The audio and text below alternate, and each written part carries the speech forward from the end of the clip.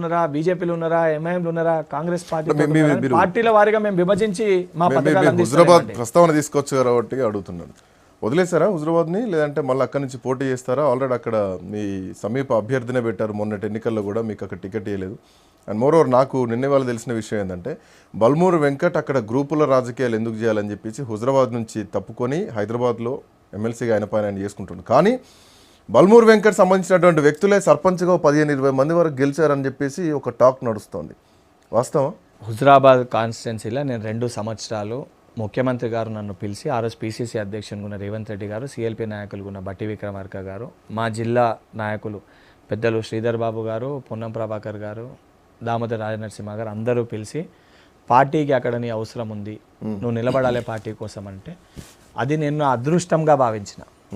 Party నా అవసరం ఉంది అని పార్టీ నన్ను అడిగింది అని దాన్ని నేను అదృష్టంగా భావించి ఏది ఉన్నా కూడా నేను ఏ రకంగా హుజురాబాద్ ఎన్నికల్లో పోరాటం చేసినా, ఏ రకంగా నేను కష్టపడ్డా, ఏ రకంగా నేను తిరిగినా, ఏ రకంగా నేను అక్కడ తాపత్రయపడ్డా అది ప్రజలందరూ చూసిరు. యావత్ తెలంగాణ రాష్ట్రం అందరూ కూడా దాన్ని గమనించారు. ముఖ్యంగా మీరు కూడా ఆ రోజు అక్కడ ప్రత్యక్షంగా మీరు ఆ ఎన్నికల్లో పర్సనల్గా మీరు కూడా చూసారు కాబట్టి మీకు తెలుసు.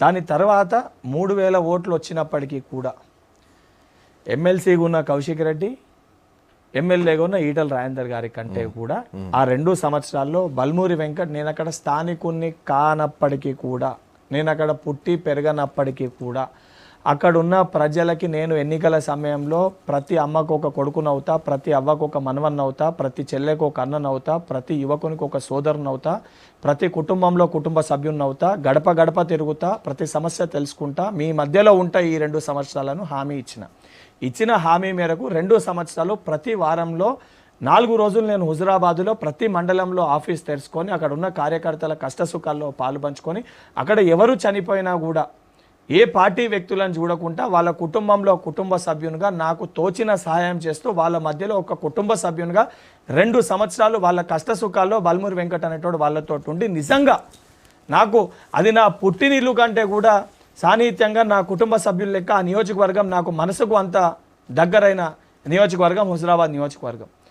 అక్కడ కార్యకర్తలు అందరూ కూడా అక్కడ ఉన్న వాళ్ళందరినీ కూడా అన్న, వదినే, చెల్లె, బాబాయ్ అని చెప్పి వరుసలతోటి అక్కడ ఉన్న మా కార్యకర్తల్ని అక్కడ ఉన్న ప్రజలతోటి పిలిచేంత సాన్నిహిత్యం నాకు ఉన్న హుజురాబాద్ నియోజకవర్గ ప్రజలతో ఉంది.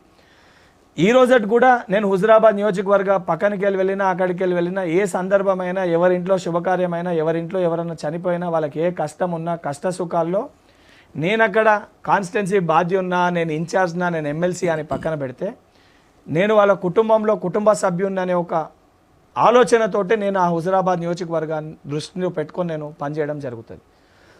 సరే పార్టీ దాని తర్వాత మొన్న నాకు ఎమ్మెల్సీ ఇచ్చి హైదరాబాద్ పరిధిలో ఇక్కడ అవసరం ఉంది, ఇక్కడ నువ్వు పని చేయాలంటే పని చేసిన. దానికంటే ముందు నేను పెద్దపల్లికి వెళ్ళి టికెట్ ఆశించిన. రేపు పొద్దున కూడా తప్పనిసరిగా అక్కడ నియోజకవర్గంలో మొన్న జరిగిన ఎన్నికల్లో మా సోదరుడు ప్రణవ్ అక్కడ ఏదైతే ఎమ్మెల్యేగా పోటీ చేసిన తర్వాత తను కేటాయించి అక్కడ తిరుగుతుండు. కానీ దానితో పాటు పాత కాంగ్రెస్ కార్యకర్తలు, కష్టకాలంలో ఉన్న కాంగ్రెస్ పార్టీ కార్యకర్తలు ఎలక్షన్స్లో మేము నిలబడతామన్నా అంటే దీనికి గుర్తుండదు. కానీ నిలబడతా అన్న ప్రతి ఒక్కరికి ఒకటే చెప్పిన, నిలబడితే కాంగ్రెస్ పార్టీ బలపరిచిన అభ్యర్థుల లెక్కనే నిలబడాలి. మనము ఇండిపెండెంట్ లెక్క నిలబడి లేదా మనం ఇతర పార్టీలకే నిలబడితే నేను ఎటువంటి పరిస్థితుల్లో నేను ఆ గ్రామంలో ఉన్న నా వ్యక్తులకి నేను చెప్పను అని చెప్పినా నిలబడ్డరు. నిలబడ్డ దాంట్లో గెలిచిన 30కి 30 మంది, ఏదైతే గెలిచిన 30కి 30 మంది కాంగ్రెస్ పార్టీలు ఉన్న, కాంగ్రెస్ పార్టీ బలపరిస్తే గెలిచిన ప్రతి ఒక్కరు కూడా మా పార్టీ వ్యక్తులే. వాళ్ళందరూ కూడా వాళ్ళ వ్యక్తులతో పాటు బల్మూరు వ్యక్తుల బల్మూరి వెంకట్ అంటేనే కాంగ్రెస్ పార్టీ, కాంగ్రెస్ పార్టీ అంటేనే బల్మూరి వ్యక్తిగతంగా బల్మూరు వెంకట్